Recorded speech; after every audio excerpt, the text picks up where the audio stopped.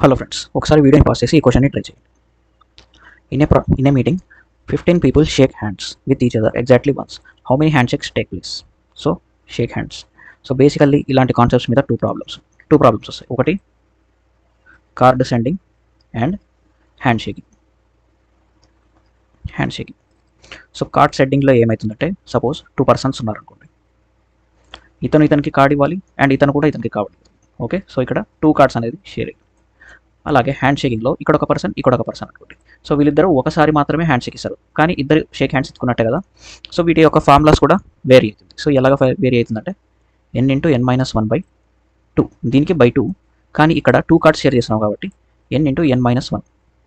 Okay, ఈ రెండు యొక్క ఫార్ములాస్ ఇలా ఉంటుందన్నమాట. సో మనం ఈ క్వశ్చన్ ఎలా చేస్తామో చూడండి. సో ఇది హ్యాండ్ షేక్ ప్రాబ్లం కాబట్టి దీన్ని by 2 చేయాలి. సో మనకి n వాల్యూ ఇచ్చేసాడు, n/n-1/2. ఇది 14 అయిపోతుంది కదా. 15 7s 105 అనేది మన ఆన్సర్. ఓకే,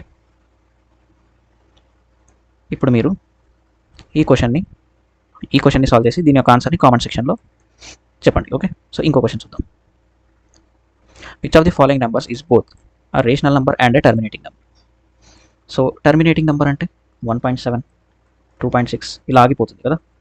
కానీ నాన్ టర్మినేటింగ్ అంటే 1.7, 3, 4, 6 ఇలా ఆగకుండా వెళ్ళిపోతూనే ఉంటుంది. సో వాటిని నాన్ టర్మినేటింగ్ అంటాం.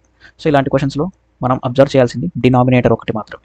సో డినామినేటర్లో సపోజ్ ఇది న్యూమరేటర్ అండ్ డినామినేటర్లో 2 or 5 మాత్రమే ఉండాలి. వేరేది ఏదున్నా అది టర్మినేటింగ్ డెసిమల్ అయితే కాదు. ఓకే, సో ఈ క్వశ్చన్ని సాల్వ్ చేస్తే ఇక్కడ 7 ఉంది, సో ఇది కాదు. ఇక్కడ 2³ కదా 8 అంటే, సో ఇది మన ఆన్సర్. సో ఇది కాదు. సో ఇది మన ఆన్సర్. సో ఒకటి మాత్రం గుర్తుపెట్టుకోండి, డినామినేటర్లో 2 or 5 ఈ రెండిట్లో ఏదో ఒకటి ఉండాలి. అండ్ ఇలాంటి మంచి క్వశ్చన్స్ కోసం ఛానల్ని సబ్స్క్రైబ్ చేసుకోండి. వీడియో నచ్చితే లైక్ చేయండి. Thank you.